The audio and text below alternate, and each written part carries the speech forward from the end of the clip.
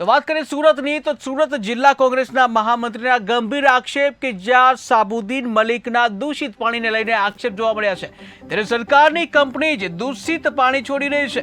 GIPCL company દ્વારા દૂષિત પાણી છોડાતા રોષ જોવા મળ્યો। ખેતરોના પાકને પણ નુકસાન થવાની ભીતિ છે, ત્યારે દૂષિત પાણી નદીમાં છોડાતા ખેડૂતોમાં રોષ જોવા મળ્યો। GIPCL કંપનીની અંદર ખાણની જે ખરાબ પાણી કીમ નદીની અંદર એ લોકો જે ડમ્પિંગ કરે છે, એવા 2-4 દિવસ પહેલાં સમાચાર એ થયા હતા।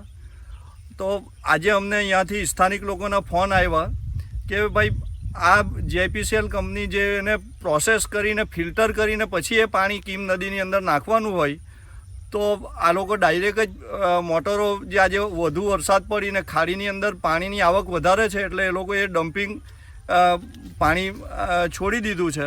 તો અમે આજે અહીંયા જ્યારે આજે 3:30-4ના ગાળાની અંદર અત્યારે અમે એ સ્થળ પર જ છીએ, ત્યારે 3 મોટરો ચાલુ હતી અને એક પાણી ખરાબ પાણી જે છે એ અમે નજર નિહાળ્યું છે।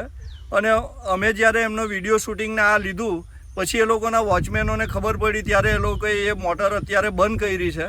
અને આ GIPCL કંપની કોઈ પણ ધારાધોરણ કે નિયમો પાળતી નથી GPCCના, અને એ મનમાની કરે છે।